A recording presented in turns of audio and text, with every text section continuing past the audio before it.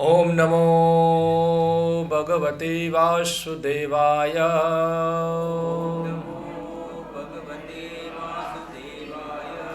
ओम नमो भगवते वासुदेवाय।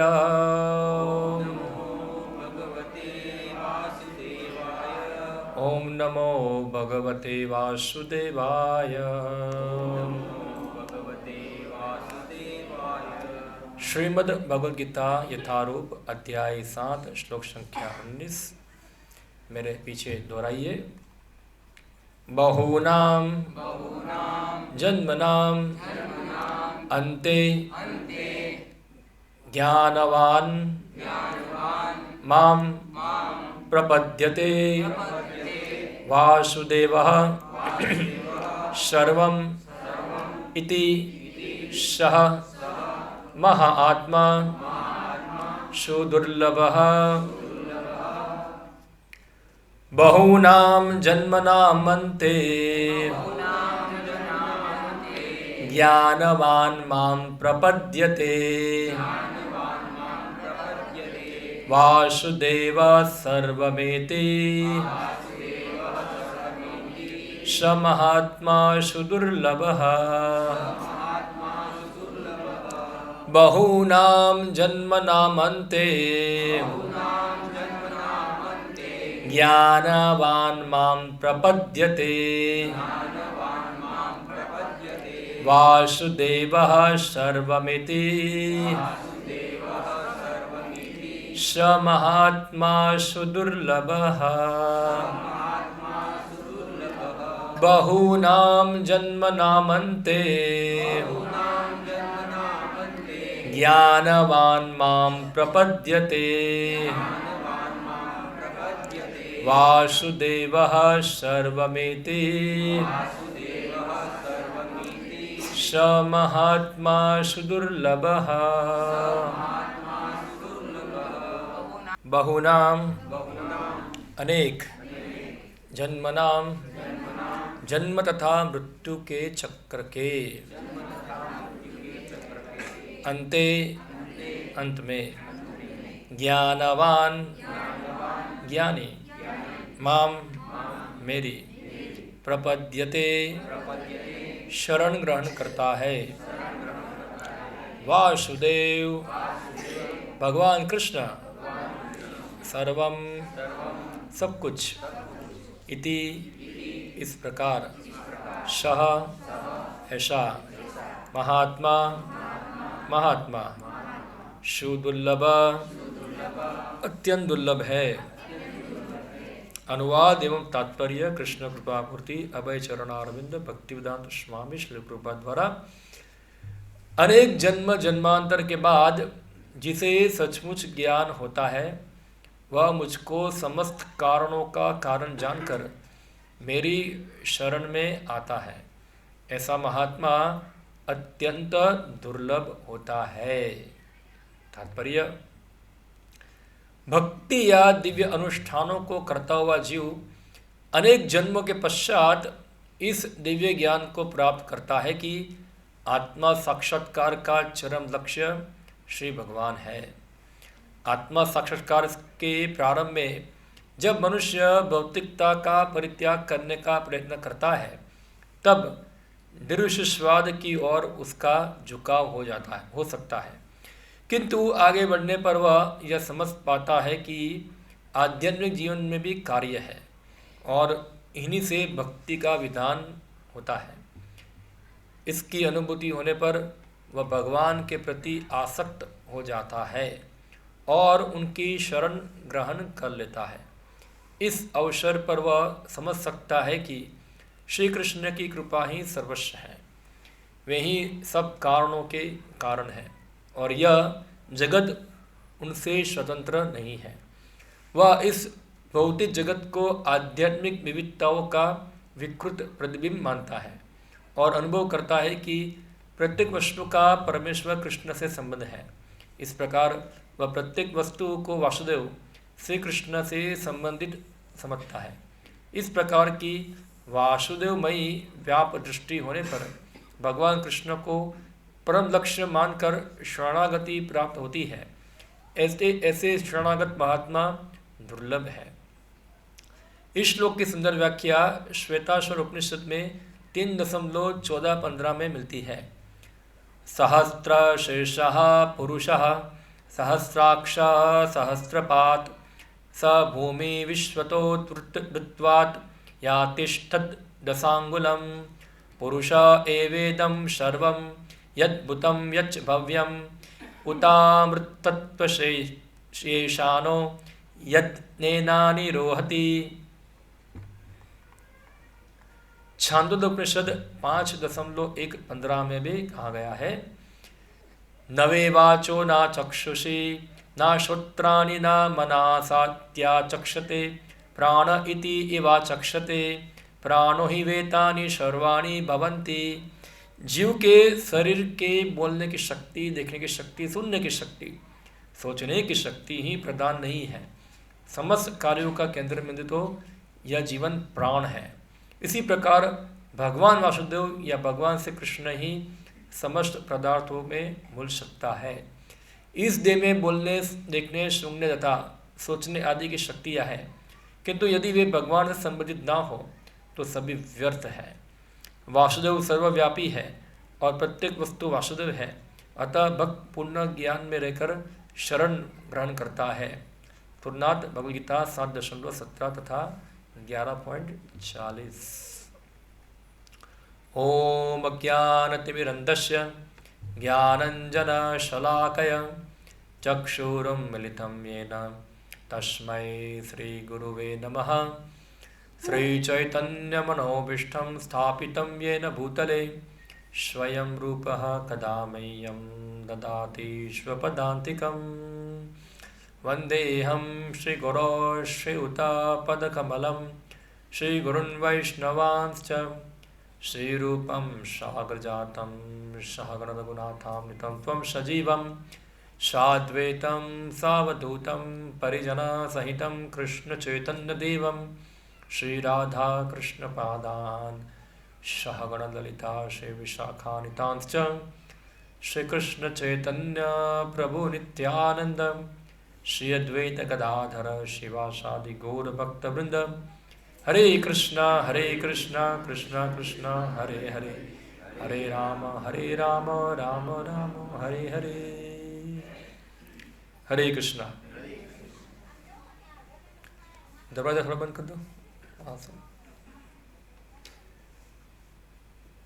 तो ये श्लोक बहुत महत्वपूर्ण है। इस श्लोक के अंदर भगवान बताते हैं ज्ञानवान व्यक्तियों के बारे में। कौन व्यक्ति वास्तव में ज्ञानवान है? तो मनुष्यों की अलग अलग श्रेणियां हैं। शास्त्रों के अंदर उनकी चेतना के अनुरूप उनके अलग अलग विभाजन होते हैं। जैसे कि एक है कर्मी, ज्ञानी, योगी और भक्त। जो कर्मी है वो ऐसे श्रेणी है जो इंद्रियों के स्थल पे होते हैं, जो केवल ये इंद्रियों को ही तृप्त करने के लिए जीते हैं, उनको कर्मी कहते हैं। खास करके हम देखते हैं आज का आधुनिक समाज जो है वो आज का आधुनिक समाज जो है वो यही सभ्यता में आता है कि लोग क्या करते हैं, खाओ पियो मजा करो, ये उनका क्या है, लक्ष्य है। उनको कर्मी कहते हैं। जो इस जीवन के बाद किया है उसको कुछ पता नहीं, जीवन के बाद क्या होगा। तो ऐसे कर्मी होते हैं। ऐसे लाखों कर्मी होंगे, हाँ, उसमें से कोई एक व्यक्ति ज्ञानी होगा। ज्ञानी यानी कि जो ऐसा व्यक्ति जो सच क्या है वो जानने के लिए प्रयत्न करता है। उसको अंग्रेजी भाषा में कहते हैं व्हाट इज द रियलिटी, यानी कि परम सत्य क्या है, वास्तविक ट्रुथ क्या है। और ये जिज्ञासा व्यक्ति को होती है खुद इस जगत का विश्लेषण करने से, और या तो फिर स्वाभाविक उसकी सही चीज जानने के प्रति रुझान होता है कि वास्तव में सही चीज है क्या। हाँ, हम देखते हैं कि हमारा वैज्ञानिक जो है वो लोग भी सही चीज जानने के लिए प्रयत्न करते हैं। तो विज्ञान के द्वारा हम देखते हैं कि हर चीज के कारण को ढूंढ निकालने के लिए प्रयत्न चलता है।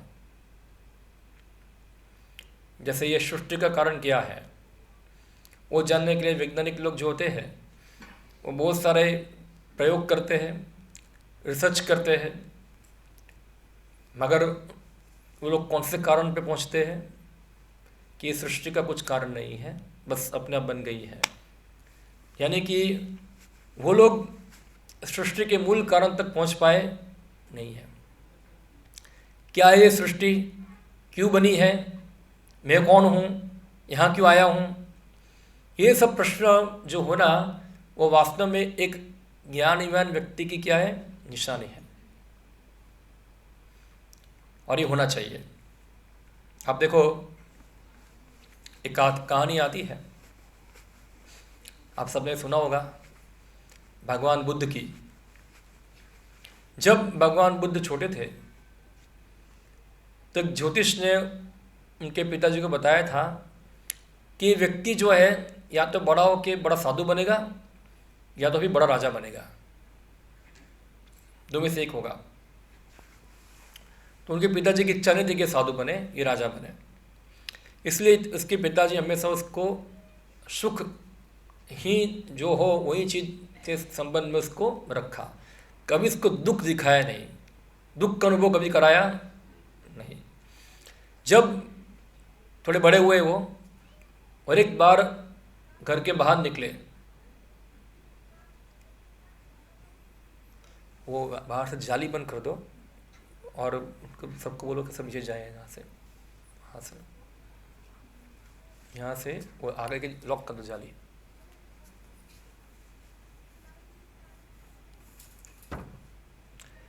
तो एक बार उनके दोस्त के साथ वो गए बाहर, तो सबसे पहले उन्होंने देखा एक वृद्ध व्यक्ति को। एक वृद्ध व्यक्ति था, बूढ़ा था, और अब देख सकते हैं बूढ़ा व्यक्ति कैसे होते हैं, आप सब देखे ही हैं। और उन्होंने पहली बार अपने जीवन के अंदर किसी वृद्ध व्यक्ति को देखा, तो उन्होंने पूछा ये व्यक्ति कौन है, ऐसा क्यों है वो? बोला वृद्ध व्यक्ति है। वृद्ध व्यक्ति ये क्या होता है? वृद्ध व्यक्ति यानी कि सबको बूढ़ा होना पड़ता है, हर व्यक्ति समय के साथ साथ क्या होता है, बूढ़ा होता है। तो मुझे बूढ़ा होना पड़ेगा, तुमको ही बूढ़ा होना पड़ेगा। तो हम लोग जो खास करके युवान लोग हैं वो सोचते हैं कि हम तो बूढ़े हो गए, नहीं, हम तो क्या रहेंगे, हमेशा जवान रहेंगे। और सब जवान रहने के लिए वो ट्राई मारते हैं। हाँ, टकला हो गया है तो क्या करते हैं, बाल उगाते हैं, और या तो फिर चमड़ी बमड़ी सब खिंच गई है तो उसको फेशर वेशर करके सीधा करते हैं। हाँ, या तो अलग अलग प्रकार से हम अपने आप को युवान दिखाने के लिए प्रयत्न करते हैं, मगर हमको बूढ़ा होना ही पड़ेगा।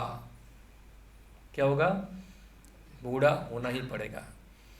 और जब व्यक्ति बूढ़ा होता है तो पहले जैसा वो लड़का गिर जाएगा नीचे। कुछ है नहीं इधर, कोई बाहर ध्यान रखने वाला?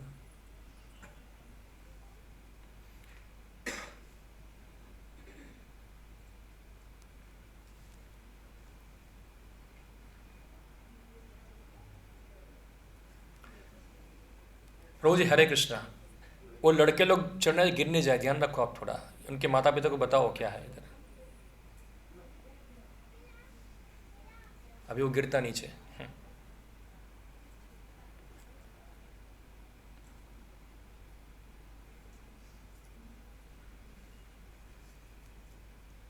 हाँ, तो क्या हुआ, सबको बूढ़ा होना है, और जब व्यक्ति वृद्ध होते हैं तो वृद्धावस्था के साथ साथ सब समस्या भी आती है। हाँ, कोई व्यक्ति वृद्ध व्यक्ति को पसंद करता नहीं है। वृद्ध व्यक्ति हमेशा वो दुख महसूस करता है, अभी अकेला हो गया है, पहले जैसा वो खा सकता नहीं है, पहले जैसा वो बोल सकता नहीं है, कुछ कार्य जो है वो पहले जैसा वो कर सकता नहीं है, शक्तिहीन हो चुकी है उसकी। और जो व्यक्ति बूढ़ा बनता है तो लोग उसको पसंद भी नहीं करते हैं कि अभी क्या ये पड़ा रहा है इधर, अभी कुछ काम का नहीं है। हाँ, तो इस प्रकार वृद्ध जीवन जो है वो बहुत दुखदायक होता है और हर व्यक्ति को ये दुख प्राप्त करना ही है। हाँ, इससे कोई बच पाएगा नहीं। तो ये जो बुद्ध थे उसने पहले वृद्धावस्था का दुख का अनुभव किया, देखा उसने। फिर आगे गए तो उन्होंने देखा एक बीमार व्यक्ति था। बोला ये क्या है? व्यक्ति बीमार है। सबको आती है बीमारी, सबको आती है बीमारी, सबको बीमार होना पड़ता है। अलग अलग प्रकार की बीमारी सबको आती है। कुछ बीमारी छोटी होती है, कुछ बीमारी बड़ी भी होती है। और बीमारी से क्या होता है तो पीड़ा होती है, मुझे भी आएगी, तुमको भी आएगी। फिर आगे गए तो देखा एक मृत देह को लेके जा रहे थे, उठाकर स्मशान यात्रा जा रहे थे। बोला ये क्या है? बोला आदमी मर गया, उसको क्या करें? इसको जला देंगे। जला देंगे इसको? क्यों? क्योंकि वो मर गया। इधर तो मर गया तो इसलिए इसको जला देंगे वहाँ। बोला सबको मरना होगा? हाँ, तुमको ही मरना होगा। फिर क्या होगा? फिर वापस नहीं आना है, घर परिवार सब कुछ छोड़ना है। हाँ, सब कुछ छोड़ना है। हमेशा के लिए चला जाऊंगा? हमेशा के लिए चले जाओगे। वापस लौट के नहीं आऊँगा, घर वालों को मिलने के लिए नहीं आओगे। अभी तक को आया नहीं है, तुम भी नहीं आओगे। तो ये जब सुना तो सुनकर बुद्ध को हुआ कि सत्य क्या है? क्या यही जीवन है? क्या यही जीवन है? खाली व्यक्ति जन्म लेता है, उसके बाद बड़ा होता, उसके बाद उसको वृद्धावस्था आती है, बीमार होता है और मर जाता है। तो मरने के बाद क्या है वास्तव में? क्या रियलिटी है? ये जगत क्यों बनाया? क्यों हमको मरना पड़ रहा है इधर? क्यों मुझे बीमारी आ रही है? क्यों मैं वृद्ध हो रहा हूँ? हाँ, ये सब मैं क्यों नियंत्रित हूँ? कौन कंट्रोल कर रहा है? तो ये सब प्रश्न होना, ये सब दिखा रहा है ज्ञान व्यक्तियों के लक्षण। इसको शास्त्र में कहते हैं अथातो ब्रह्म जिज्ञासा। ऐसे हजारों हजारों कर्मियों होंगे जो इंद्र भोग के अंदर लिप्त हैं, उन लोगों को कभी ऐसा प्रश्न होता नहीं है। जैसे कि हम देखते कुत्ते बिल्ली हैं, उनको कभी ये प्रश्न नहीं होगा कि वास्तव में ये जगत क्यों बना है, किसने बनाया है, कोई भगवान है कि नहीं है, मैं कौन हूँ। ये सब प्रश्न कुत्तों को बिल्ली को होते नहीं। आपने देखा कभी होता है कुत्ता के बोलेगा कि मैं वृद्ध क्यों होता हूँ?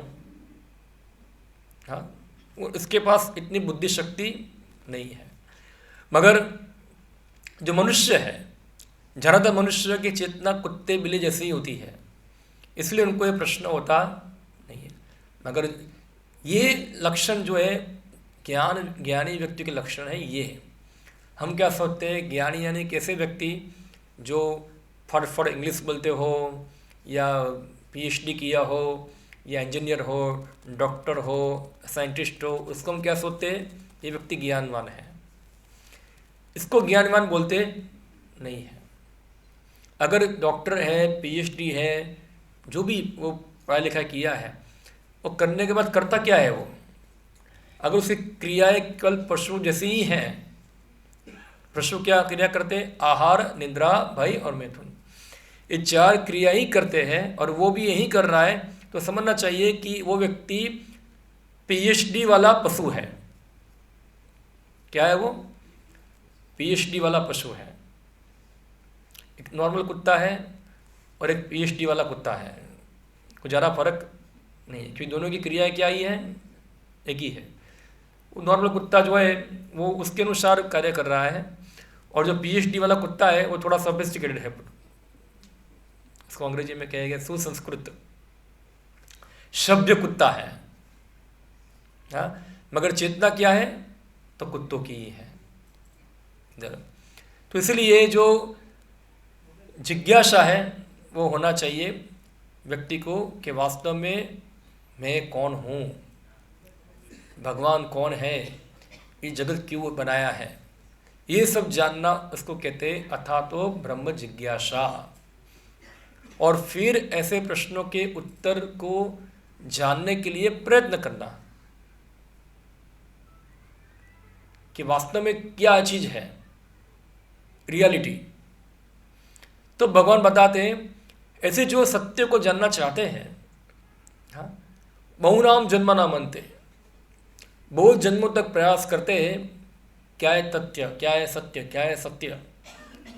बहुत सारी पुस्तकें पढ़ते हैं या तो बहुत सारा रिसर्च करते हैं और अपना दिमाग लगाते हैं, एक ध्यान करते हैं, योग करते हैं, सब पूरा सब में लग जाते हैं, मगर फिर भी इस प्रकार से वो परम सत्य को जान पाते नहीं है। मगर ऐसे बहुत जन्मों तक प्रयत्न करेगा और उसके प्रयत्न को देखकर भगवान जो है वो देखते हैं कि व्यक्ति प्रयत्न करता है, तो भगवान व्यवस्था करते वो व्यक्ति को सत्य प्रतिपादित करना, यानी कि सत्य को समझा, सत्य उसको प्रकट होना। हाँ, तो सत्य क्या है, तो बताए वासुदेव सर्वमिति, सत्य है भगवान से कृष्ण, वो सत्य है।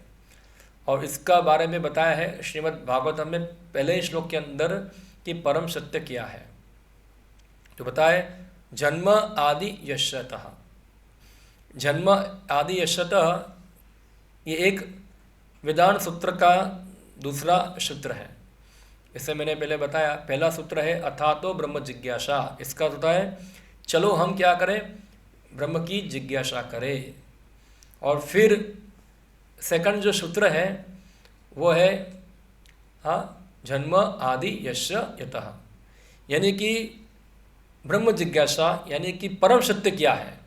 तो परम सत्य वो है जन्म आदि यश यतः, जिसमें से सब कुछ उत्पन्न होता है, जिसमें सब कुछ टिकता है और फिर जिसमें सब कुछ चला जाता है, इसको क्या कहेंगे, जन्म आदि यशतः।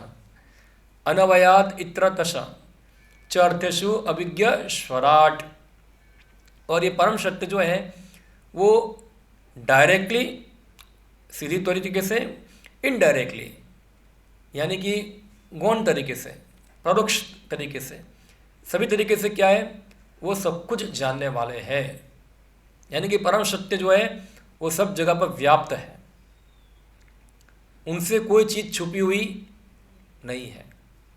हाँ, अनवयात इतरत सत्यर्थेषु अभिज्ञ, सब कुछ जाने। और क्या है स्वराट, स्वराट का अर्थ होता है कि पूर्ण रूप से स्वतंत्र।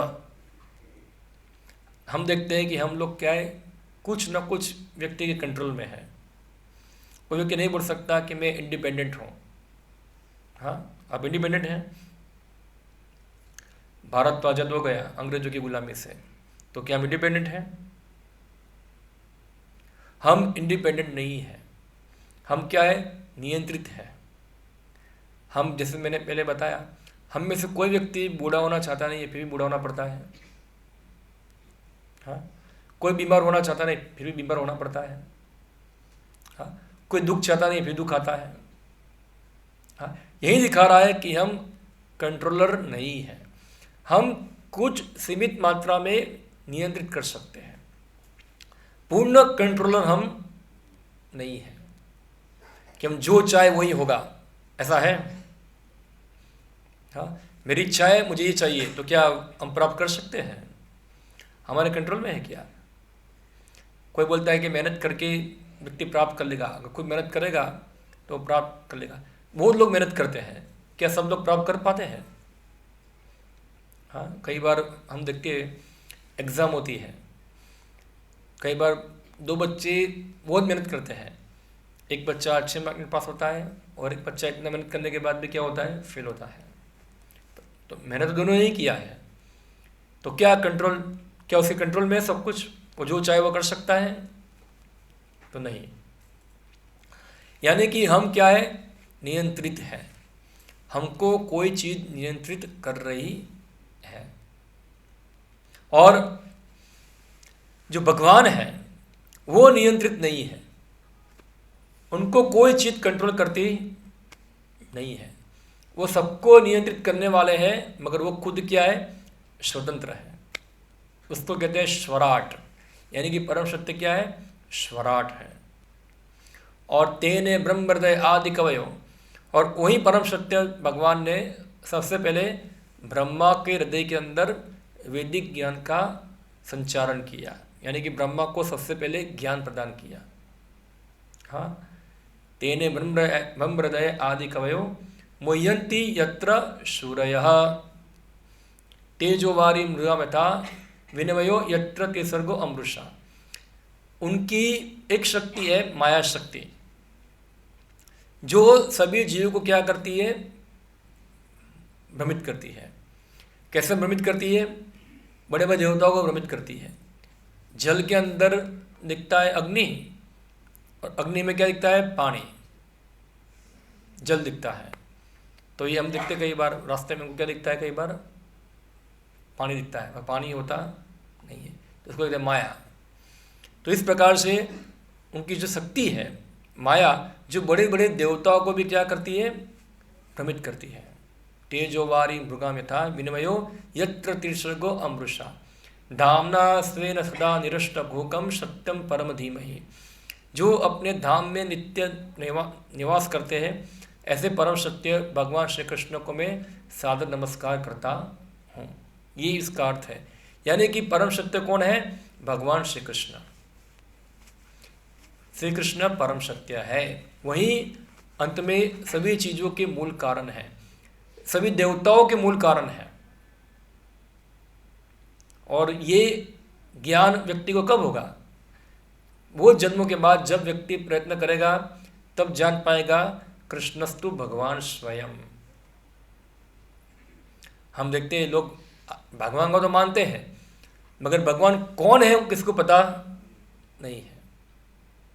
आप क्रिश्चियनिटी में जाइए, वहां पूछिए कौन है भगवान, तो क्या उत्तर देंगे वो आपको? क्रिश्चियन लोग जीसस भगवान है, वो जीसस को भगवान नहीं मानते ना। जीसस तो सन ऑफ गॉड बोलते हैं, भगवान बोलते हैं उनको, जीसस द क्राइस्ट ऐसा बोलते हैं, बराबर। तो आप देखो, उनको पता नहीं भगवान कौन है अभी तक। आप बाइबल पढ़ेंगे तो बाइबल में आता है कि जीसस ने केवल भगवान को देखा है और किसी ने देखा नहीं है। उन्होंने भगवान को देखा, बाकी सबके लिए क्या है, हिडन है। इसी प्रकार आप जाओ मुसलमान के पास जाइए, उनको पूछिए भगवान कौन है, क्या आपको उत्तर देंगे? बोले अल्लाह भगवान है। ठीक है, अल्लाह भगवान तो भगवान खाली नाम ही है क्या, कुछ आगे है? क्या करते अल्लाह, खाली अल्लाह क्या है, मिस उसको कैसे डिफाइन करेंगे? बोले बस अल्लाह है। कौन है अल्लाह, क्या है? कोई व्यक्ति है, कैसे व्यक्ति है, कैसे दिखते हैं, क्या करते हैं, क्या नहीं करते, उनको पता नहीं है। तो ये जो भगवान के बारे में धारणा है, मुसलमानों की है या क्रिश्चियन की है, या तो हिंदू समाज के अंदर भी हम देखते हैं, लोग मानते तो है भगवान को, मगर क्या है वो जानते नहीं है। तीसरे व्यक्ति को कहेंगे निरुष्यवादी कहते हैं। हाँ, निरुष्यवादी यानी कि जो भगवान क्या है उनको पता नहीं है, यानी कि उनके लिए भगवान क्या है, एक निराकार ब्रह्म है, निराकार है। नो डाउट वो भगवान को ही जानने के प्रयत्न कर रहे हैं, मगर वो भगवान का क्या है, उनका आंशिक साक्षात्कार है। इससे उदाहरण आपके दूं मैं, एक बार एक गांव के अंदर नई नई ट्रेन आ गई।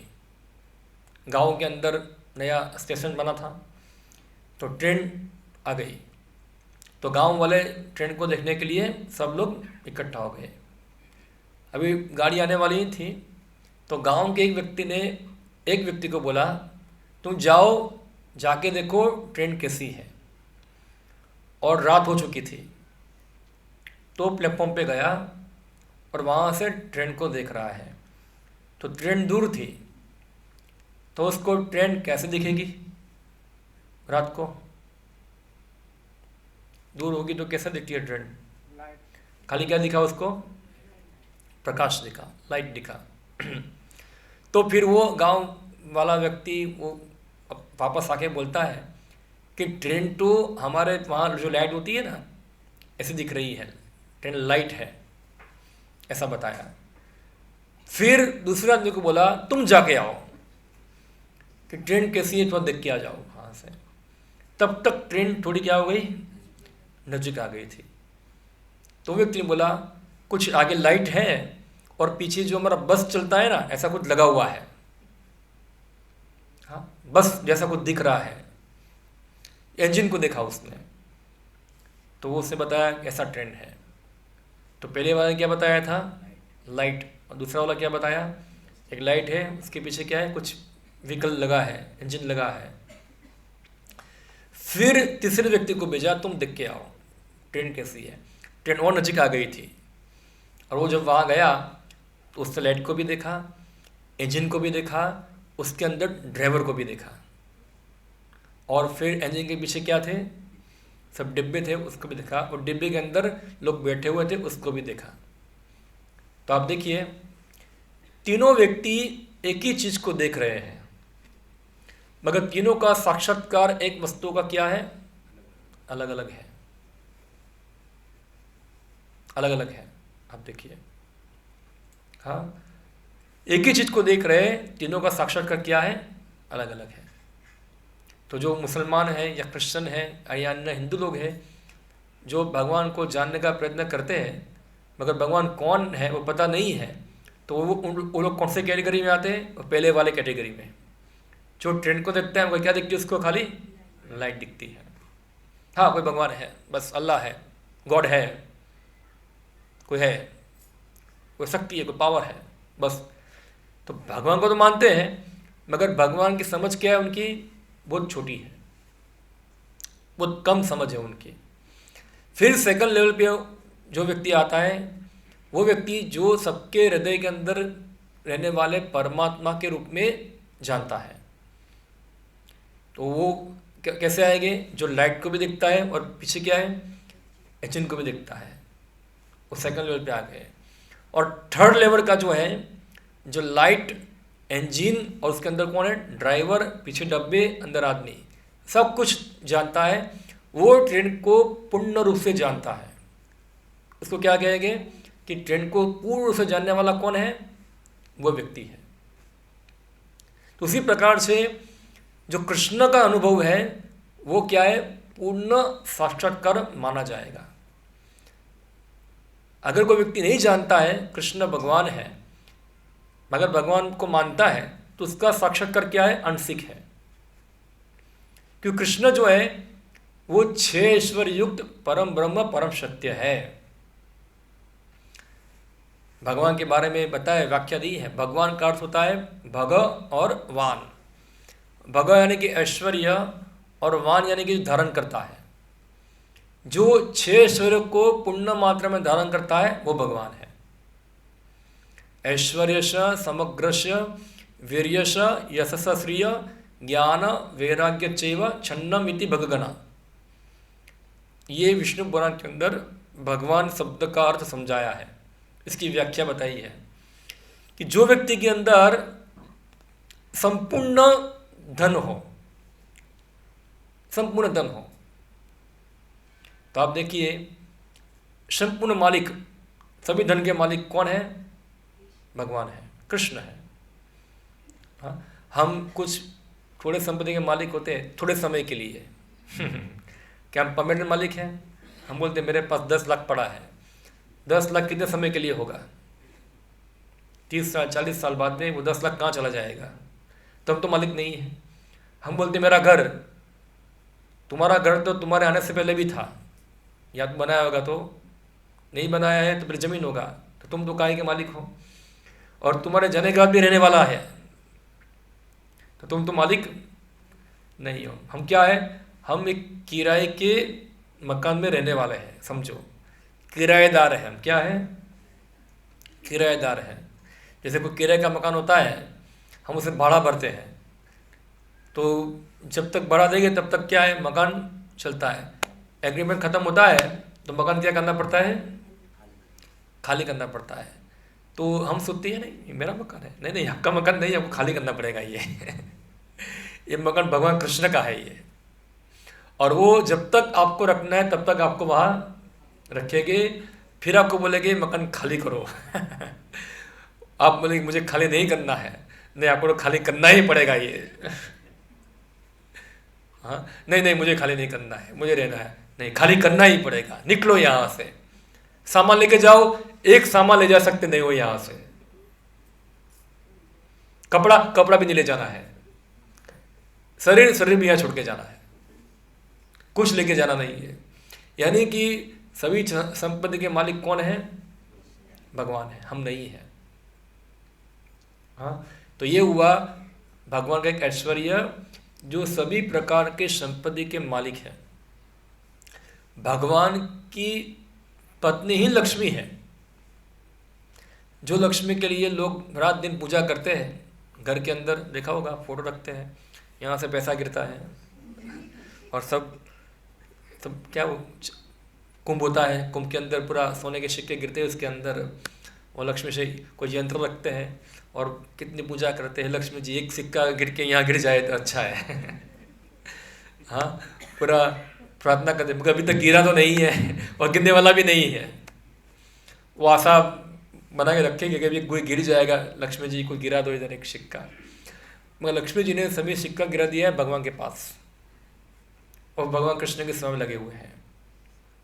हाँ, तो जहाँ जहाँ नारायण की पूजा होती है, जहाँ जहाँ कृष्ण की आराधना होती है, वहाँ ही लक्ष्मी रहती है, वरना और जगह पे लक्ष्मी टिकती नहीं है। इसी लक्ष्मी जी को बोला है चंचला। क्या है वो? चंचला। वो कभी भी एक ठिकाने पे रुकती नहीं है, वो आपके यहाँ से आएगी, यहाँ से चली जाएगी, कभी आप उसके स्वामी बन पाओगे नहीं। स्वामी कौन है? विष्णु, नारायण, कृष्ण, वो लक्ष्मी के स्वामी हैं। अगर कोई व्यक्ति लक्ष्मी का स्वामी बनना चाहता है तो समझना चाहिए वो कि रावण जैसा है। हाँ, वो रावण जैसा है। रावण ने क्या किया था? वो लक्ष्मी को चुरा लिया भगवान रामचंद्र से, तो रावण की एक गलती हुई, उसने लक्ष्मी को चुरा लिया, तो उसका परिणाम क्या आया? उसका पूरा परिवार सहित वो खत्म हो गया।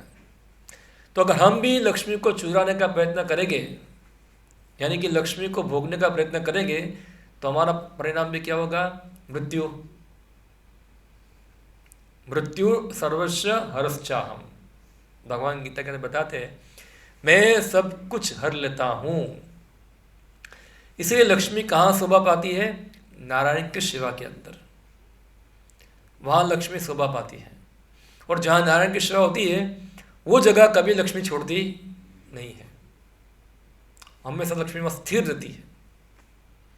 वरना बाकी सब जगह लक्ष्मी जाएगी, झगड़ा करा के ही जाएगी, कभी शांति से जाएगी नहीं, झगड़ा कराएगी। आप देखो कितने परिवार बर्बाद हो जाते हैं, किसके लिए? लक्ष्मी के लिए। एक दो भाई तीन भाई हो गए, बोले ये इतना मेरा, ये मेरा, ये मेरा, सब क्या करते हैं? मेरा मेरा करके झगड़ा करते हैं, एक दूसरे को कोर्ट केस हो जाता है, ये हो जाता है। क्यों? किसके लिए? लक्ष्मी के लिए। कि वो सब सोचते हैं कि लक्ष्मी का मालिक कौन हूँ? मैं हूँ। अरे भाई, लक्ष्मी का पति केवल एक है, नारायण है। हम तो केवल क्या है? वो लक्ष्मी को नारायण के सेवा में युक्त कर सकते हैं। इसलिए हमको बनना चाहिए रावण जैसा नहीं, हनुमान जैसा होना चाहिए। तो हनुमान ने क्या किया? लक्ष्मी को ढूंढ निकाला, और ढूंढ निकाल कर उसको भगवान रामचंद्र से मिला दिया। हाँ, ना कि रावण जैसे लक्ष्मी को चुरा के ले गए। तो भगवान जो है वो सभी ऐश्वर्यों के क्या है, स्वामी है, खासकर लक्ष्मी के स्वामी है, और उनसे धनवान दूसरा कोई व्यक्ति नहीं है। ये एक ऐश्वर्य है भगवान का। हाँ, ऐश्वर्यश समग्रश वीर्यश, भगवान जो है सबसे शक्तिशाली है, उनसे शक्तिशाली और कोई नहीं है। हाँ, तो इतिहास के अंदर बहुत सारे शक्तिमान लोग आ गए हैं, मगर आप देखो भगवान कृष्ण की लीला के अंदर भगवान कृष्ण केवल 2 महीने के थे, उसमें उन्होंने पुतना को मारा था। 2 महीने का बच्चा तो कुछ कर सकता नहीं है, मगर भगवान ने मार दिया। यानी कि वो उस सामान्य बच्चा नहीं है, वो भगवान है। लग रहा है कि बच्चे जैसा रोल कर रहे हैं, मगर वो क्या है, भगवान है। हाँ, तो शक्तिशाली वृंदावन के अंदर इतने कैसे असुर आते थे जिसको भगवान कृष्ण खाली बस खेलते खेलते अगासुर, धनुकासुर, बकासुर, पूर्णावत खाली गला पकड़ के इसको मार दिया। उधर जो बड़ा राक्षस था कंस, एक मुक्का लगाया, मर गया। हाँ, यानी कि भगवान कृष्ण की शक्ति के सामने कोई टिक सकता नहीं है। हाँ, बड़े बड़े योद्धा हो गए हैं जो जिनको भी शक्ति पे गर्व है। वर्तमान समय में देखेंगे, कोई बोलेगा, अमेरिका बोलेगा हमारे पास न्यूक्लियर बॉम्ब है, रशिया बोलते हैं हमारे पास न्यूक्लियर बॉम्ब है, पाकिस्तान वाले बोलते हैं हमारे पास न्यूक्लियर बॉम्ब है, मगर भगवान की शक्ति के सामने कोई न्यूक्लियर बॉम्ब काम करता नहीं है। भगवान अपनी शक्ति खाली एक अंश दिखाते हैं ना, खाली एक अंश, सभी देश के देश बर्बाद हो जाते हैं। और हमने देख भी लिया बीच में कोविड के अंदर, खाली एक झलक देखी भगवान की शक्ति की, सब कंट्री को धूल चाटा कर दिया पूरा।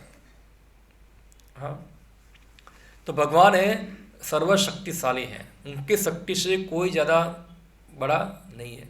ऐश्वर्यश समग्रश वीर्यश यशस श्रिय, यश, भगवान कृष्ण जो है यशशाली है, उनसे बढ़कर दुनिया में कोई ज़्यादा यशस्वी नहीं है। हर व्यक्ति को अपने यश का गुणगान करने का रुचि होता है। हाँ, मैंने ये किया, मैंने वो किया, अपने यशस्वी कार्यों को गिनाते हैं। हाँ, जैसे कि एक समय था जिसमें लोग महात्मा गांधी का यश गाते थे। अभी महात्मा गांधी कौन है वो भी लोगों को समझाना पड़ेगा। हाँ, वो राजकारणी लोग होते हैं, वो 2 अक्टूबर के दिन क्या करते हैं, गांधी के पुतले के पास जाएंगे, एक दिन पहले थोड़ा साफ बाफ करेंगे झाड़ू से, और फिर हाथ पर चढ़ाएंगे, फोटो की जगह आ जाएंगे। नेक्स्ट दिन क्या होगा, ऊपर कबूतर जाके टट्टी करेगा, वहाँ कोई देखने जाता नहीं है। यानी कि कोई इतना किसको पड़ी नहीं है कौन गांधी। अभी सब मोदी का, गांधी चला गया, अभी मोदी आ गया। हाँ, तो मोदी भी एक मिनट इतिहास के पन्नों में गायब हो जाएगा। हाँ, कोई था मोदी ऐसे, अभी सब है। इससे मोदी से भी ज़्यादा फेमस लोग थे एक समय के अंदर। अब देखो, ऐसे भारत के अंदर बहुत सारे एम्पायर आ गए, दुनिया में भी आ गए। अलेक्जेंडर था, पूरी दुनिया का सम्राट था वो, कौन जानता है उसको अभी। हाँ, कौन उसको याद करता है। हिटलर था, क्या हो गया, ख़त्म। हाँ, हिटलर, चर्चिल, ऐसे मुग़ल साम्राज्य था, यहाँ मुग़ल एम्पायर था, क्या हो गया, कोई जानता नहीं है। ब्रिटिश एम्पायर था, क्या हो गया, सब खत्म हो गया। नेहरू, पटेल सब थे, सब क्या हो गए, सब खत्म हो गए। तो मोदी भी एक दिन ख़त्म हो जाएगा। मोदी तो खाली भारत का ऐसे बड़ा बड़ा मिनिस्टर, पुतिन होगा, या तो फिर बाइडन होगा, या किम जोन होगा सब लोग क्या हो गए, इतिहास के पन्नों में खो जाएंगे, सब खत्म हो जाए। यानी कि वो वास्तव में यशस्वी, उनका यश टिक पाएगा नहीं। यशस्वी भगवान कृष्ण है। आप देखो, भगवान कृष्ण कितने साल पहले यहाँ पृथ्वी पर आए थे, 5000 साल पहले आए थे। आज भी उनका यश टिका हुआ है, आज भी वो इतने ही ताज़ा है। हम देखते हैं कई बार कोई बड़ा व्यक्ति आएगा तो इतनी भीड़ लग जाती है, मगर कृष्ण को देखने से ज़्यादा भीड़ तो किधर भी नहीं होगी। हाँ, जब जन्माष्टमी होती है लाखों लाखों लोग कहाँ जाते हैं? भगवान कृष्ण की एक झलक प्राप्त करने के लिए, उनको प्रणाम करने के लिए। किसी व्यक्ति की जन्मदिन के अंदर इतनी भीड़ नहीं होगी, पैसा देके बुला सकते नहीं किसी को, स्वतः लोग आते हैं, स्वतः वहाँ आते हैं। हाँ, और इस प्रकार उनका यश जो है बढ़ता है। कितने सारे उनके मंदिर बनते हैं। किसी व्यक्ति का इतना यश नहीं होगा, उनकी राज सेवा होती है। हाँ, लोग उनको सम्मान देते हैं, कोई व्यक्ति का इतना सम्मान नहीं होगा। इसलिए देखो, जब महाभारत के अंदर युधिष्ठिर महाराज ने राजसूय यज्ञ किया था, तो प्रश्न हुआ कि कौन से व्यक्ति की अग्र पूजा होगी, किसकी पूजा करेंगे। कंफ्यूज थे सब लोग, किसकी पूजा की जाए। तब सहदेव ने बताया कि अग्र पूजा तो किसकी होनी चाहिए? कृष्ण की ही होनी चाहिए, क्योंकि वो कौन है? वो भगवान है, वही यशस्वी है। तो इतना बड़ा राष्ट्र यज्ञ था, उसमें यशशाली कौन थे? भगवान। सब देवता मौजूद थे, मगर किसको चुना गया? भगवान कृष्ण को। तो ये है भगवान का यश। हाँ, और अंत में श्रेय, श्रेय यानी कि सुंदरता भगवान की। तो कृष्ण से बढ़कर कोई व्यक्ति सुंदर नहीं है। हमने कभी देखा नहीं कृष्ण भगवान जो बूढ़े हो चुके हों। कभी बूढ़ा फोटो देखा है भगवान कृष्ण का? हाँ, वृद्ध है, चश्मा गया है उनको, दाढ़ी बढ़ गई है उनको। हाँ, और लाठी लेके घूम रहे हैं इधर। हाँ, और पूरा बड़ा जटा है उनका, कुछ दरिद्र से दिखते हैं, ऐसा है। भगवान कृष्ण जब महाभारत के युद्ध में थे तब उनका उम्र था 125 साल। कितना था? 125 साल। उनको एक पुत्र था जिसका नाम था प्रद्युम्न। उसके गर्भ में भी पुत्र था जिसका नाम था अनिरुद्ध। कितनी पीढ़ी हो गई? 3 पीढ़ी हो गई। यहाँ कोई है 3 पीढ़ी वाला? हाँ, पुत्र का पुत्र का पुत्र देखो। मगर भगवान कृष्ण जो थे तब भी 25 साल के लगते थे। नव यौवनम, क्या है वो? नव यौवनम, कभी वृद्ध नहीं हुए, हमेशा फ्रेश एवर। और उनकी सुंदरता इतनी है कि दुनिया की कोई वस्तु उनसे सुंदर नहीं है। इसलिए भगवान के बारे में बताते हैं, लोग सुंदर होने के लिए ये श्रृंगार करते हैं। हाँ, लोग सुंदर होने के लिए क्या करते हैं? श्रृंगार करते हैं। मगर भगवान ऐसे हैं कि श्रृंगार उनके ऊपर जाता है तो श्रृंगार सुंदर हो जाता है। हाँ, ये सबका अनुभव है। हम लोग कई बार भगवान श्रृंगार करते हैं, कोई चीज़ की कोई वैल्यू नहीं है, भगवान कृष्ण के साथ लग जाती है, वो चीज़ सुंदर हो जाती है।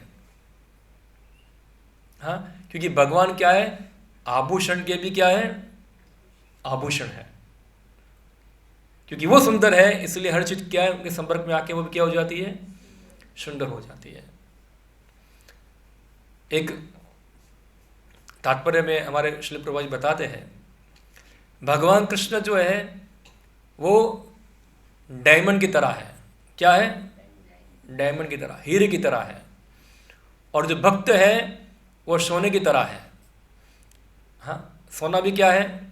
चमकता है, और डायमंड भी क्या है? चमकता है। मगर जब डायमंड और सोना जब मिल जाते हैं, सोने की अंगूठी होगी, उसमें डायमंड चिपक जाता है, लग जाता है, तो सोना भी क्या है? वो भी ज़्यादा चमकता है, और डायमंड भी क्या है? ज़्यादा चमकता है। तो इसी प्रकार से इसकी शोभा बढ़ती है। तो भगवान इतने सुंदर है, तो जो भी व्यक्ति भगवान के संपर्क में आता है वो भी क्या बन जाता है? सुंदर बन जाते हैं। इसलिए भगवान को बताते हैं मधुर। वो क्या है? मधुर यानी कि स्वीट। मधुर यानी कि स्वीट, मीठे है वो। इसलिए मधुरादि पदी अखिलम मधुरम, का हर चीज़ क्या है? मधुर है। तो जो व्यक्ति भी भगवान का संपर्क में आता है वो भी क्या बन जाता है? मधुर हो जाता है। आप देखिए, हर जो चीज कृष्ण के संपर्क में नहीं है वो सब चीज क्या है? जीरो है वो।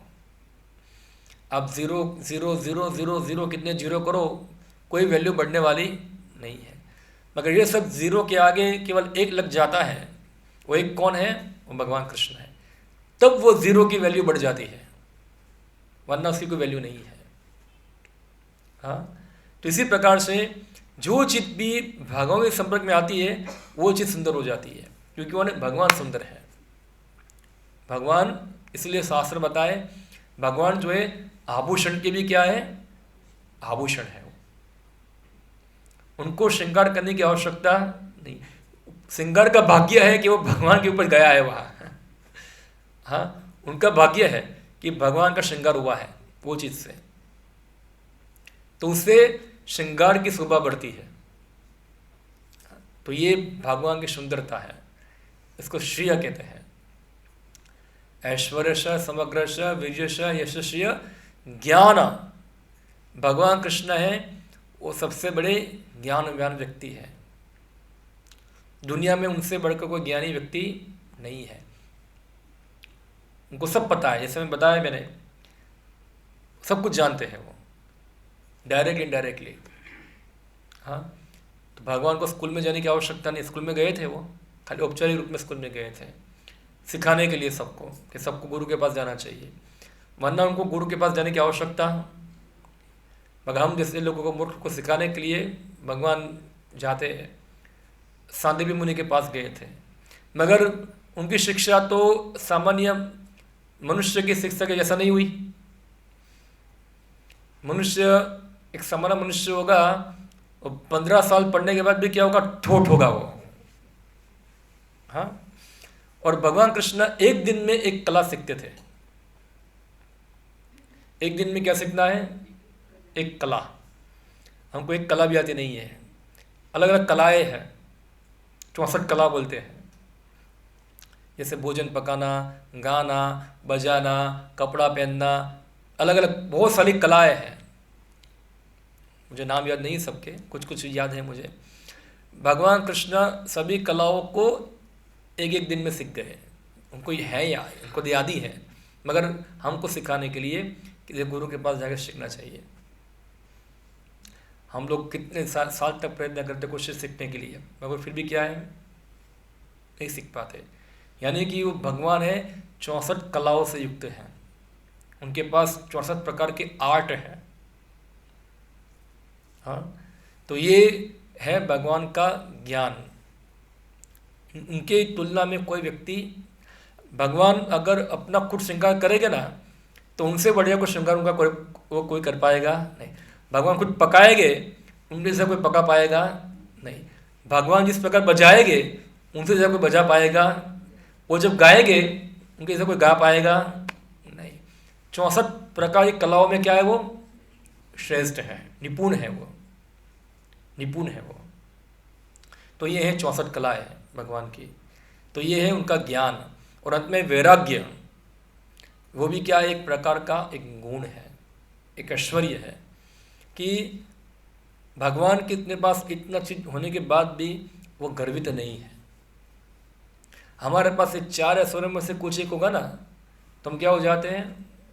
फूल जाते हैं। हाँ, थोड़ा कुछ जानते होगे, थोड़ा कुछ हमको पता होगा, हाँ तुमसे बड़ा मैं हम क्या करेंगे?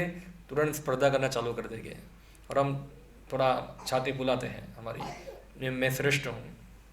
हाँ, मगर भगवान कृष्ण को देखिए, वो भगवान होते हुए भी उनको ऐसा किसी प्रकार का अहंकार नहीं है, नम्र है वो। ये नम्रता जो है वो वास्तव में महान गुण है, और भगवान में ये है। और जो भगवान भक्त होते हैं उनके अंदर भी गुण होता है, क्या? नम्रता होना, गर्व नहीं होना, चैलेंज नहीं करना। जैसे अर्जुन था, अर्जुन को देखिए आप, तो अर्जुन और दुर्योधन दोनों में क्या अंतर था? तो भगवान अर्जुन जो था विनम्र था, और भगवान शरणागत था। जो कि दुर्योधन क्या था? विनम्र नहीं था, वो अहंकारी था। तो जो व्यक्ति अहंकारी है वो व्यक्ति से भगवान कोसों दूर है, बहुत दूर है। वो कभी भगवान को पकड़ सकते हैं, हे भगवान तुम्हारी पूजा करता हूँ तो क्यों आया नहीं, चलो आ जाओ वरना मैं नहीं आऊँगा मंदिर, तुम नहीं हो, ऐसा है। तो ऐसे व्यक्ति कभी भी भगवान को पकड़ सकते हैं नहीं, उनके लिए भगवान हमेशा दूर बैठे हुए हैं। हाँ, भगवान को नम्रता द्वारा पकड़ा जा सकता है जब उनकी कृपा होगी, जब भगवान देखेंगे कि हम वास्तव में उनको चाहते हैं तो स्वेच्छा से वो अपने आप को प्रकट करते हैं। वरना न हम प्रकाश सर्वस्य युग माया समारब्धम मूढ़ो ना भी जानाति अहम अजम अव्ययम। कुंती महारानी बताती हैं उनकी स्तुतियों के अंदर, हाँ, तथा परमहंसा नाम मुनिनाम चमलात्मा नाम, हाँ, तथा परमहंसा नाम, बड़े बड़े परमहंस जो है, जो भगवान को जानने का प्रयत्न करते हैं, मुनि लोग प्रयत्न करते हैं, तथा परमहंसा नाम मुनिनाम च आत्मनि कथम में पश्यते स्त्रिय। हम लोग सामान्य स्त्री कैसे आपको जान पाएंगे, मगर फिर भी क्योंकि भगवान जो है भक्ति के द्वारा व्यक्ति भगवान को समझ सकते हैं। और भक्ति में सबसे पहला गुण ये आता है कि व्यक्ति नम्र होना चाहिए। जो भक्ति मार्ग है वो झुकने वाला मार्ग है, अहंकारी वाला मार्ग, इसलिए भक्ति मार्ग में वही टिक पाते हैं जो कि नम्र है। चैतन्य महाप्रभु सिखाते हैं इसलिए तृणारपि सुनिचेन तरोरपि सहिष्णुना अमानिना मान देना कीर्तनीय सदाहरि। इसका अर्थ ये हुआ कि अपने आप को घास के टिकने से भी तुच्छ मानना चाहिए। मैं क्या हूँ, वो तुच्छ व्यक्ति हूँ। हमको लगती है कि हमारी वैल्यू बहुत ज़्यादा है। हमारी वैल्यू क्या है, हर व्यक्ति एक फूटी कौड़ी भी होगी तो अपनी वैल्यू बहुत ऊंची आंकता है वो, कि मैं तो बहुत इंपॉर्टेंट व्यक्ति हूँ जगत के अंदर। ये दुनिया में अगर कोई इंपॉर्टेंट चीज़ है वो क्या है, मैं हूँ। ऐसा ही है ना, सब लोग का ही धारणा है। पूरी दुनिया में सबसे महत्वपूर्ण व्यक्ति क्या है, मैं ही हूँ। तो इसको कहते हैं मिथ्या अहंकार। तो हम क्या है, एकदम तुच्छ व्यक्ति है, हमको क्या लगता है हम बहुत इंपॉर्टेंट व्यक्ति है। हाँ, तो जब व्यक्ति समझता है कि वो तो भगवान की कृपा पे निर्भर है हर चीज़ के लिए, अगर उनकी कृपा नहीं होगी तो कोई व्यक्ति कुछ नहीं कर पाएगा, तो इसको कहते नम्रता कहते हैं। तो अपने आप को घास जैसे तुच्छ मानता है, जैसे घास होता है उसके ऊपर कोई पैर रखेगा तो घास पैर रखने वाले को कुछ प्रॉब्लम होगा नहीं, मगर घास की जगह पे काटा होगा तो क्या होगा, चुभ जाएगा किसी के अंदर। तो जो अहंकारी होते हैं वो कैसे होते हैं, कांटे जैसे हो गए, चुभते हैं, वो सबको नुकसान पहुंचाते हैं। और जो घास होगा जिसके पैर रखते हैं वो पैर वाले को क्या करते हैं, नरम चीज प्रोवाइड करते हैं, कंप्लेन नहीं करता है कि मेरे पैर रख दिया उधर। तो इसीलिए पहला जो गुण है आध्यात्मिक जीवन के अंदर वो है नम्रता। भगवान के अंदर नम्रता है। ये सबसे ज़्यादा नम्रता किसमें, भगवान। जो भगवान होने के नाते भी वो क्या करते हैं, अर्जुन के साथी बनते हैं। अर्जुन के साथी बनना कितना बड़ा नम्रता है। या तो राष्ट्र के अंदर सभी लोगों के पैर धोते हैं। हम तो हमारे घर में पता नहीं कोई सामान्य व्यक्ति के पैर भी धोए नहीं होंगे हम लोगों ने, पूरी दुनिया के सामने पैर धोना है लोगों के। भगवान ने धोया पैर, भगवान ने सोचे अरे मैं पैर धो रहा हूँ, मेरा फोटो खींच लो, ऐसा है, बाद में छोड़ दिया उधर। ऐसा नहीं, लोग जनरली फ़ोटो खिंचाने के लिए करते हैं ऐसा। हाँ, थोड़ा माँ बाप को पगे पड़ते हैं तो थोड़ा पगे पड़ो, फोटो खींचो। ऐसे ऐसे पैर यहाँ पड़ते दिखते वहाँ है, ऐसा है, वो फ़ोटो खींचते हैं। क्योंकि उनके लिए क्या है, ये दिखावा करना है, वो दिखावा करते हैं। हाँ, वो सोचते हैं कि मैं ज़्यादा इम्पोर्टेंट हूँ, तो ये नम्रता नहीं है उनके अंदर। तो नम्र यानी कि जब हम देखते भगवान कृष्ण नम्र है, वो अर्जुन के रथ चलाए, सारथी बने, वो राष्ट्रयज्ञ के अंदर सबके पैर धोए, पांडवों के दूत बने। कौन दूत बनेगा, दूत बनना यानी कि सामान्य काम करना। सामान्य में वो राजा के लिए सभ्य नहीं है, मगर भगवान ने कार्य किया। किसके लिए, पांडवों के लिए किया। इसलिए भगवान कृष्ण का नाम पड़ा पांडुदूत। क्या पड़ा? एक मंदिर भी है दक्षिण भारत में, पांडुदूत मंदिर, जैसे पांडवों के दूत बने भगवान, ऐसा विग्रह है उधर। जैसे हम देख सकते कितना भगवान के अंदर वैराग्य है। ये उनको कोई किसी प्रकार का अटैचमेंट नहीं है, कोई आसक्ति नहीं है कि मैं ये इतना बड़ा हूँ वो हूँ। अपने भक्तों के लिए कुछ भी करने को तैयार है। ये उनका क्या है, डिटैचमेंट दिखाता है यहाँ। तो ये 6 ऐश्वर्य जिसमें होते हैं वो भगवान है, और ये पूर्ण मात्रा में किसके अंदर है? कृष्ण के अंदर है। इसलिए श्रीमद् भागवत में बताते हैं कृष्णस्तु भगवान स्वयं। कृष्ण क्या है? वो स्वयं भगवान है, और वही सबके कारणों के कारण है। हर चीज का कारण कौन है? भगवान। वो किसी के कारण नहीं है। ईश्वर परम कृष्ण सच्चिदानंद विग्रह अनादिर आदिर गोविंद सर्व कारणम कारणम। यानी कृष्ण क्या है? परमेश्वर है, और उनका रूप जो है वो क्या है? सत्य, चित और आनंदमयी है। उनका शरीर हमारा जैसा हड्डियों का नहीं बना है, जिसके अंदर खून है, हड्डी है, मल है, मूत्र है, ये सब से नहीं बना है। उनका शरीर क्या है? सत्य, चित और आनंदमयी है, दिव्य है। हड्डी मांस वाला शरीर जो होता है वो सीमित कार्य कर सकता है। हड्डी मांस वाला शरीर जो होता है वो गोवर्धन को धारण कर सकता नहीं है, एक टन पत्थर भी उठा पाएगा नहीं। तो भगवान ने गोवर्धन धारण किया, वो क्या दिखाता है कि उनका शरीर जो है वो हड्डी मांस वाला नहीं है, वो दिव्य शरीर है। इसी प्रकार से उनके कार्य भी क्या होते हैं? सब दिव्य होते हैं। वो हमारी तरह हम जो कर्म करते हैं उनको वो कर्मों के फल लगते नहीं है। हम जो भी कुछ कर्म करते हैं उसका फल बनता है ना, पाप या पुण्य। भगवान कृष्ण ऐसे पाप और पुण्य से बंधे हुए नहीं है कि भगवान कृष्ण ने ये किया तो उनको पाप लगेगा, ये किया तो उनको पुण्य मिलेगा। ये उन पर लागू नहीं होता है। ये पाप पुण्य का नियम तो हमने भगवान ने बनाया हमारे लिए, भगवान के लिए नियम नहीं है। भगवान जो भी कुछ करते हैं वो सबके लिए फायदेमंद होता है। अगर भगवान कृष्ण किसी को मारते हैं तो उसके लिए फायदा होगा, या तो भगवान कृष्ण को किसी को आशीर्वाद देंगे वो भी फायदा ही होगा। यानी कि उनके हर कार्य क्या होते हैं? सबके फायदे के लिए ही होते हैं, किसी का नुकसान नहीं होता है। हम देखते हैं कि भगवान ने इसको मारा और इसको वरदान दिया, क्योंकि हमारी बुद्धि में द्वंद्व है। भगवान की बुद्धि में ऐसा द्वंद्व नहीं है। जैसे कि एक माँ है, इसके 2 बच्चे हैं। एक बच्चे को लॉलीपॉप खिलाती है और एक बच्चा कोई गलती करता है उसको थप्पड़ मारती है, तो क्या माँ दोनों को प्रेम नहीं करती है? दोनों के समान व्यवहार किया है, उसको प्रेम कर रही है इसलिए इसको सुधार रही है। हाँ, ऐसा नहीं करना चाहिए। हाँ, तो इसलिए भगवान जो है किसको मारना या किसी को वरदान देना, वो दोनों ही क्या है? व्यक्ति के लिए फायदेमंद होता है। हाँ, इसलिए कृष्ण के कार्य सब क्या है? दिव्य है। ये भौतिक जगत से बंधे हुए नहीं है। वो जो भी कुछ करते हैं वो श्रेष्ठ है। हमारी बुद्धि में कई बार लगेगा हमको भगवान ने ऐसा कर दिया, ऐसा कर दिया, वैसा कर दिया, ये गलती कर दिया, भगवान ने वो गलती कर दिया, ऐसा बोल बोल के हम गलती कर रहे हैं। हाँ, भगवान गलती नहीं करते हैं, उनको सब पता है।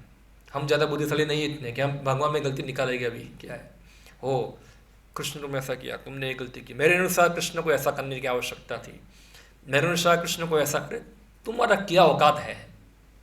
हाँ, तुम गली के कुत्ते हो, ऐसा है।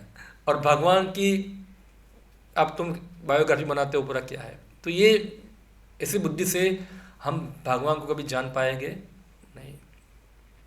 तो भगवान जो है इनके जन्म, उनके कर्म सब दिव्य है, सब कुछ आध्यात्मिक है। और जो कि जानता है कि भगवान कृष्ण इतना सब है और वो एक रसमय व्यक्ति है, वो अपने भक्तों के साथ एक संबंध बनाना चाहते हैं। संबंध ऑलरेडी है हमारा कृष्ण के साथ, हम भूल चुके हैं। वो चाहते हैं कि लोग उनको प्रेम करें, क्योंकि वो लोगों को प्रेम करते हैं, और वो सामने क्या चाहते हैं? उसका बदला चाहते हैं कि वो लोग भी मेरे लिए ऐसा ही प्रेम करें। हर व्यक्ति को किसी न किसी को प्रेम करना ही है। कोई कुत्ते को प्रेम करता है, कोई बिल्ली को करता है, उससे कुछ फायदा होने वाला नहीं है। वह कृष्ण को प्रेम करना यानी कि कृष्ण के लिए कुर्बान हो जाना। कुर्बान यानी कि प्रेम का लक्षण क्या है कि जितना हम अपने प्राण को चाहते हैं इतना भगवान को चाहे, प्राण से भी अधिक, इतना उसको प्रसन्न करने के प्रयत्न करें। तो जो व्यक्ति इतना भगवान को प्रेम करता है, भगवान भी उसको इतना ही प्रेम करते हैं। इसलिए बताते हैं, भगवान अपने भक्तों को बताते हैं, भगवान के भक्त उसके प्राण हैं। हाँ, वैष्णव तुम्हारो प्राण, वो क्या है? वो प्राण है उनके। तो इस प्रकार से भगवान के साथ हमारा एक प्रेम में संबंध है, और वो संबंध बहुत मधुरमयी है, बहुत स्वीट है, बहुत आनंदमयी है। और ये संबंध भगवान बनाना चाहते हैं हमारे साथ। मगर ये संबंध बनाने के लिए क्या करना पड़ेगा हमको? क्योंकि भगवान कृष्ण के साथ संबंध होगा तो उसमें कोई कंडीशनिंग नहीं होगी कि भगवान ये ऐसा मेरा ये काम करो तभी संबंध बनाऊंगा, ये काम करो तभी संबंध बनाऊंगा, ऐसा नहीं है। अनकंडीशनल होगा। क्या होगा? बिना किसी कंडीशन के, स्वाभाविक होना चाहिए, नेचुरल, स्वाभाविक। और भगवान ये चाहते हैं हमसे। तो जो सोचो ऐसा प्रेम होगा तो भौतिक जगत में क्या कोई चीज़ की आपको कमी है? क्या चाहिए आपको? गाड़ी, बंगला, नौकर, चाकर, है ना? ये सब कृष्ण के साथ संबंध में क्या है? पूरा चैतन्य महाप्रभु बताते हैं, कृष्ण प्रेम के आगे चार पुरुषार्थ क्या है? तृण तुल्य है, तुच्छ है वो। चार पुरुषार्थ क्या? धर्म, अर्थ, काम, मोक्ष। ये चार पुरुषार्थ है जो कि धर्म पालन करता है, पैसा, अर्थ, काम यानी कि अपनी इंद्रिय तृप्ति, और अंत में क्या है? मोक्ष।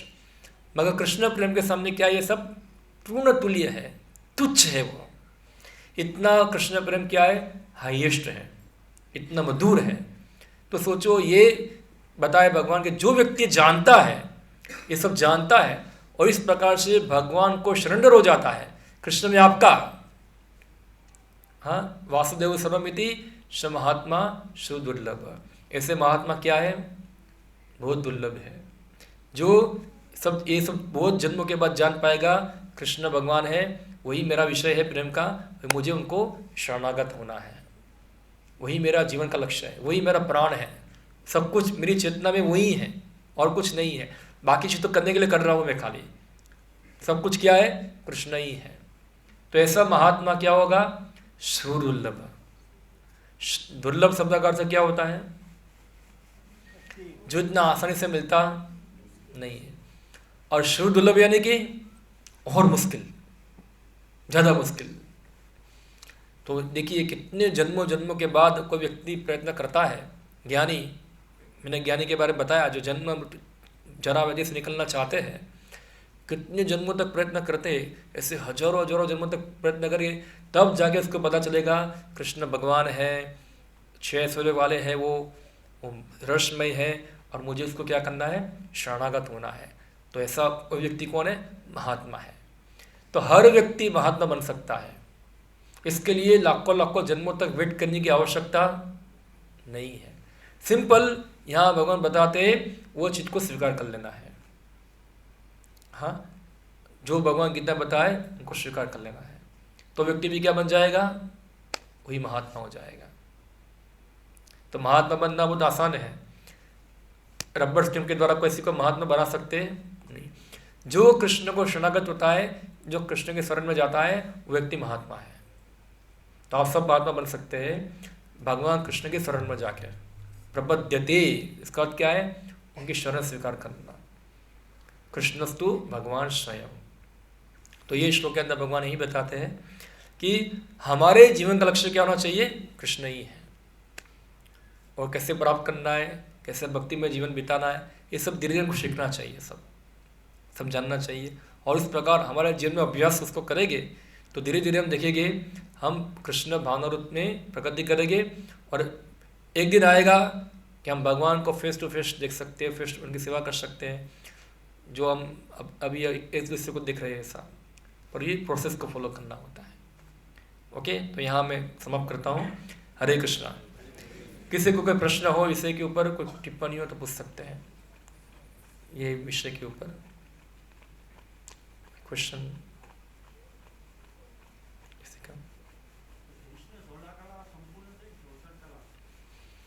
जो आप 16 कला बता रहे हैं वो दूसरी कला है। वो कला यानी कि इसको फेसेस बोलते हैं। जैसे कि चंद्रमा है तो चंद्रमा के फेस होते हैं ना, जैसे क्या होता है, प्रतिपद होता है, द्वितीय, तृतीय, चतुर्दशी, पंचमी, षष्टमी, सप्तमी, अष्टमी, नवमी, दसवीं, 11वीं, 12वीं, त्रयोदशी और पूर्णिमा। तो पूर्णिमा में क्या होता है, चंद्र पूर्ण चंद्र से 16 कलाओं से युक्त होता है। हाँ, और बाकी जगह पे थोड़ा थोड़ा कम होता है। तो ये जो कला है 16 वो अलग कला है, और जो कला बताई उसको 64 कला, ये आर्ट है 64 कलाओं की। ठीक है, क्या और किसी को प्रश्न? ओके, हरे कृष्णा। श्रीमद